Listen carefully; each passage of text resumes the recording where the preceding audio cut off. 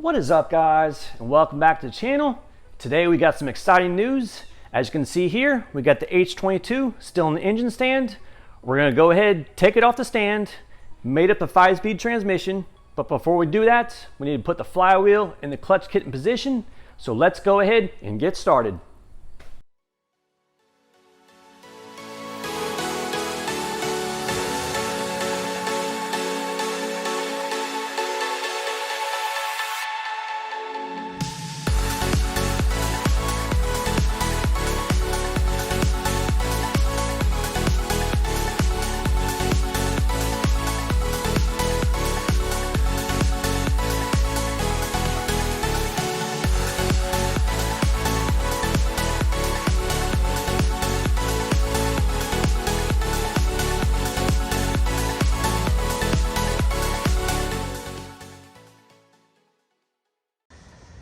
Okay, a week later, back at the same yard here. Black one and the silver one are still here. So what we're here for mainly is this lower harmonic balancer or the lower pulley. Mine's got some cracks on it, so that's not good to reinstall that.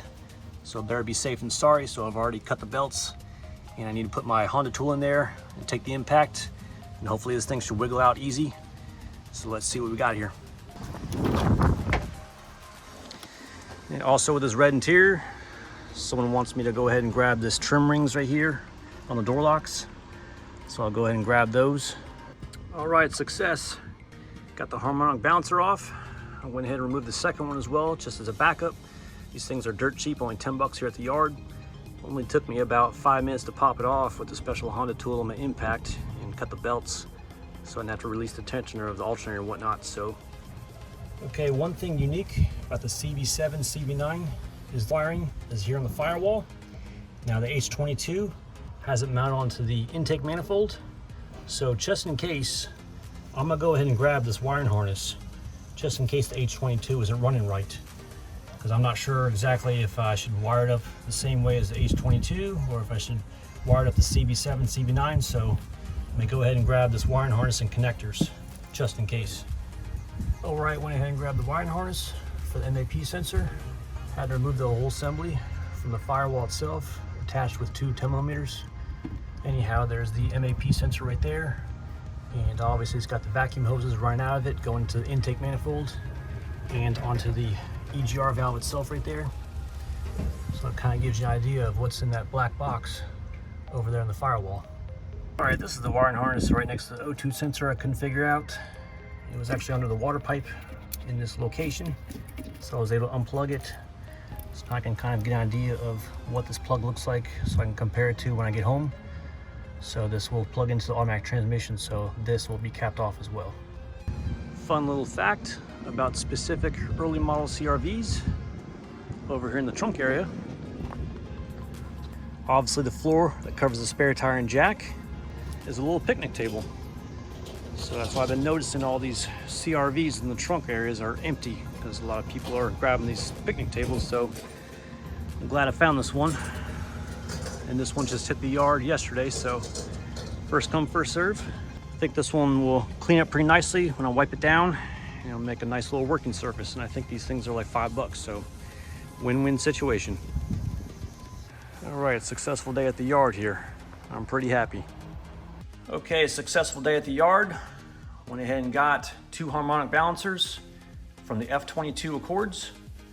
Now here's our original F22 Accord balancer, and the reason why we got replacements, as you can see on this lip right here that holds the lower pulley, this has got a lot of cracks to it, and so this thing is just about to break off, and that's a big no-no that can really destroy a belt.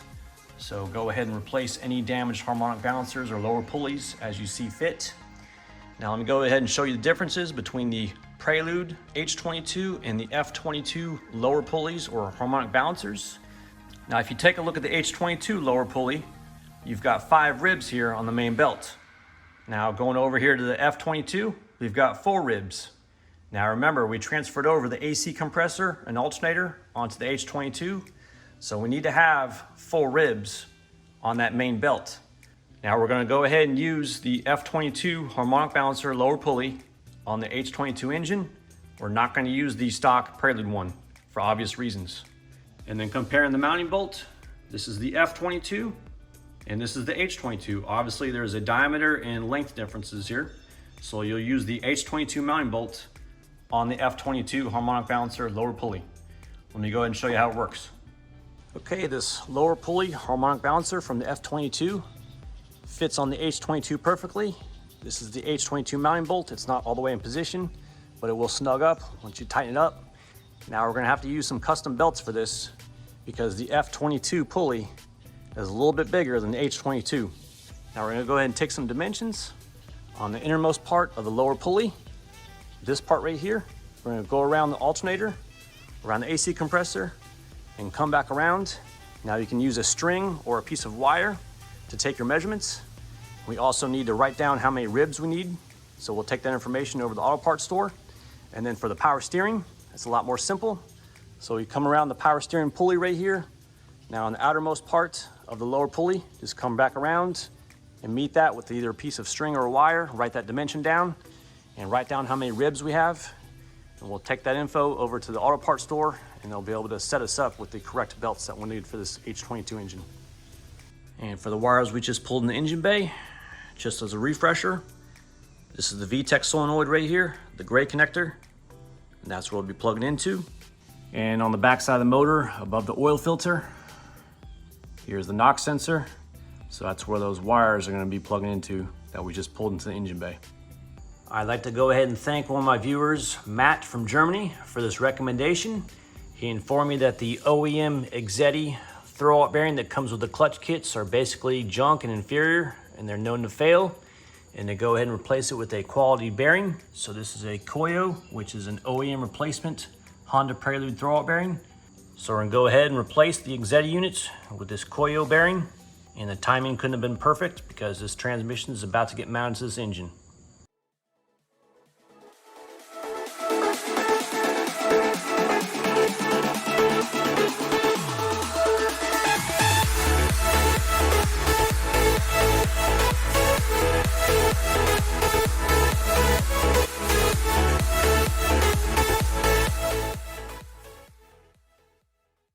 All right, Matt, thanks again for the recommendation. There's the old Exedi throwout bearing, and then here's the Koyo throwout bearing. It's a little bit smaller in diameter, as you can see here, but if this thing is inferior, then it really doesn't matter what the size is. Basically, it's all about functionality and longevity. Big thank you for the recommendation. Just in time, because this transmission is gonna be mounted to this H22 in no time, so big thank you again. Okay, it looks like we've got a delivery from Illinois. Let's see what's in the box here. And we have the exhaust header for the H22. Now this is a PLM or private label manufacturing header. This was highly recommended from my friend Gavin up in Canada, so I trust his judgment. This header was priced pretty aggressively, and I like Gredi products, but Gredi no longer makes an H22 header, so I think this is a great contender. So I'm gonna go ahead, unwrap all this stuff. I'm gonna go ahead and do a test fitment on the H22 motor and see how it mates up to the block and see how the fitment is. And we'll go from there to see what the quality level is.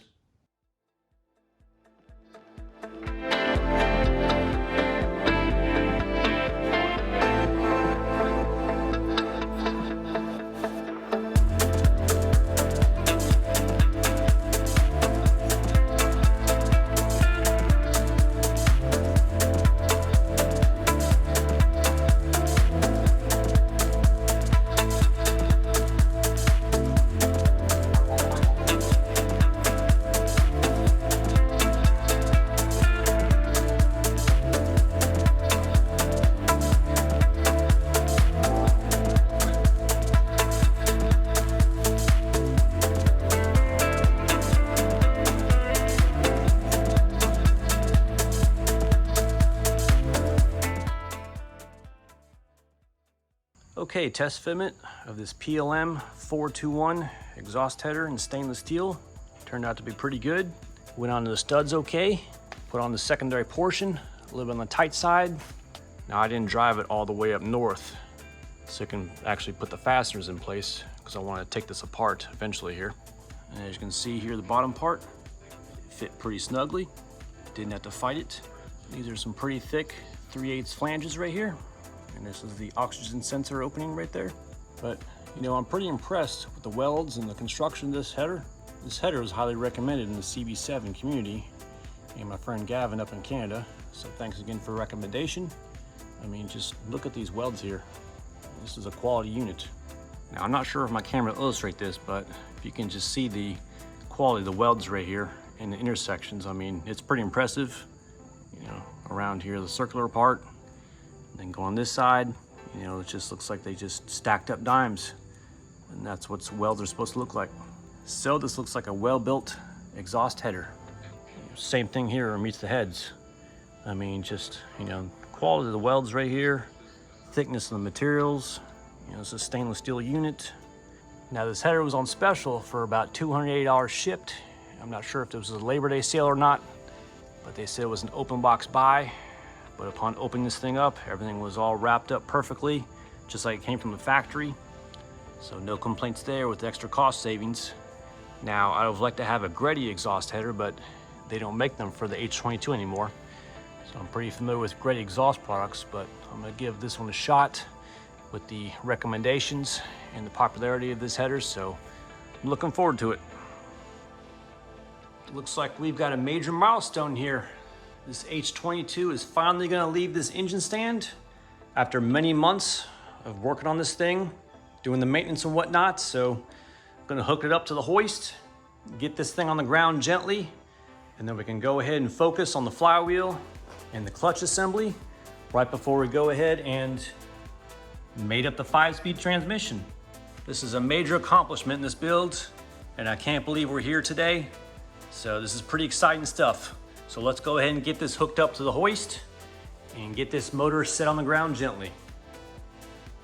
Okay, as far as the chain placement, this is a factory hook right here on the H22 right near the power steering pump.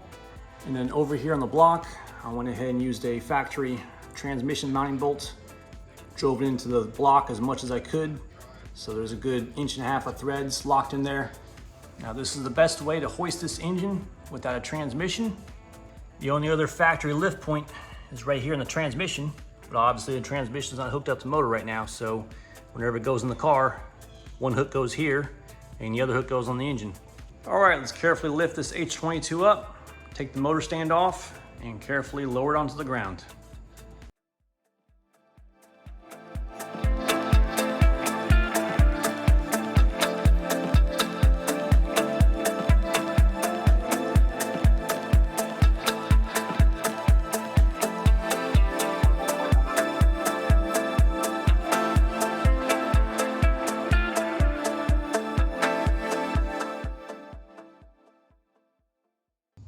Major props to the Harbor Freight engine stand. This thing did phenomenal work while we rebuilt this H22.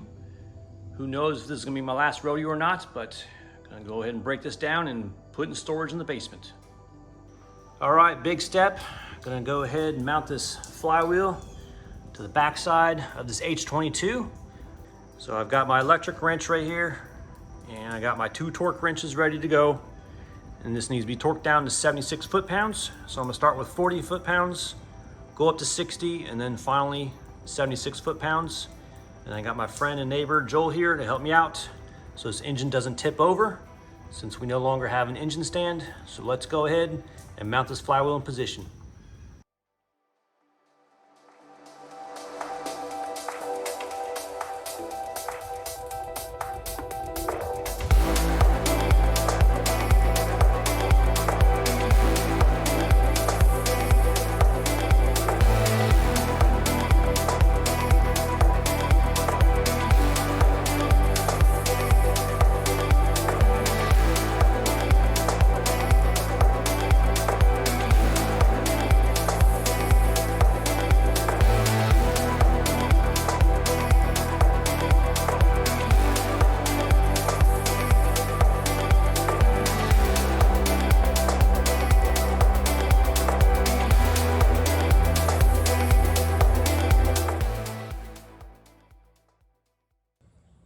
Okay, flywheel successfully mounted and torqued down. Now these bolts right here are specialized 12 point. So you'll need a 12 point socket to torque these things down. In order to do so, I just went ahead and torqued this one down, and then this one, and then this one, and this one, and then this one and this one, just basically a cross pattern like we did for the rear main plate. And then you want to torque it down to 40, 60, and finally 76 foot-pounds. I think that seats it pretty well. And another thing to mention, definitely use thread lock on those bolts right there. You don't want these things backing out, and I have seen that in the past with other people. So definitely use some thread lock because that's rotational mass right there. And another important thing to mention is do not use your automatic flex plate bolts because those are much shorter than the manual transmission versions. So just make sure you use manual transmission flywheel bolts and not the automatic flex plate bolts. Now, before we go forward, we need to go ahead and thoroughly clean this surface. So take your brake parts cleaner, spray the surface down, wipe it down with a rag, and I'll go ahead and show you guys the next step. Okay, next step of the process, you actually have your clutch disc right here. Now the part that protrudes out, that faces you. So you're gonna take your clutch alignment tool right here that comes with your clutch kit. You're gonna stick it through the splines of the clutch, just like so. And then you're gonna take this tool, put it right in the center of the flywheel, and this will basically center your clutch disc perfectly on the flywheel. So basically, this is what it's gonna look like. And then once you have that done, go ahead and take your clutch pressure plate, go ahead and thoroughly clean this surface right here, just like we did with the flywheel. And then once that's done, we're gonna line these pegs right here on the flywheel with the openings, such as this, on the clutch pressure plate. So basically, this is what it's gonna look like.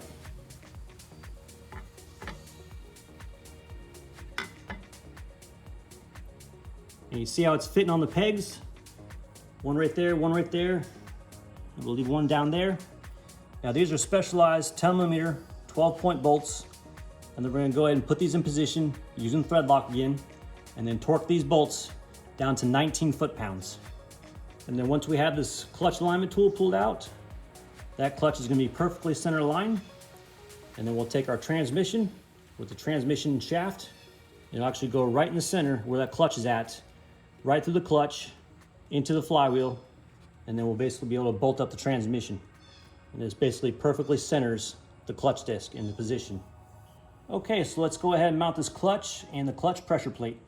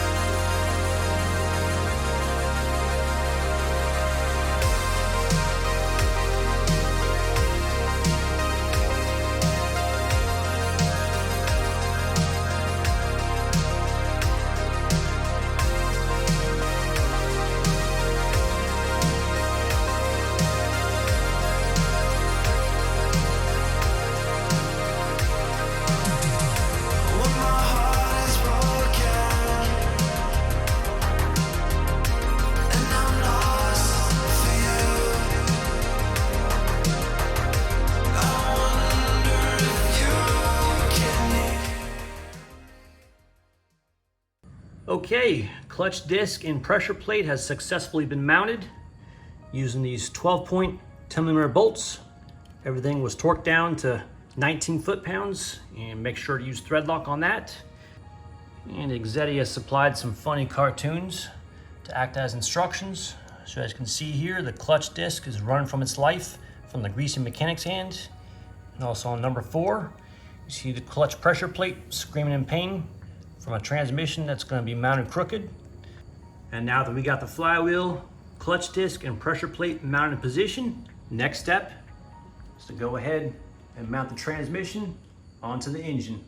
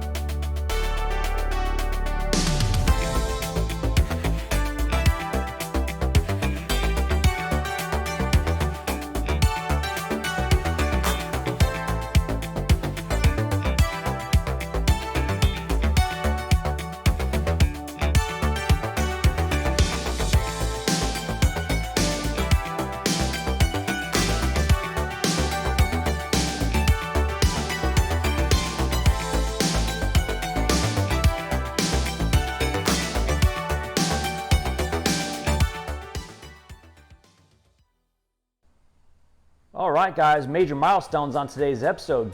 We're able to take the H22 off the engine stand for the final time, install the flywheel, clutch disc, and clutch pressure plate in position, also merge together the Accord 5-speed onto the H22. I'd like to give a special thanks to Matt in Germany for the recommendation on the clutch throwout bearing, also Gavin up in Canada for the PLM exhaust header, and then Joel and Josh for helping me mount the 5-speed transmission.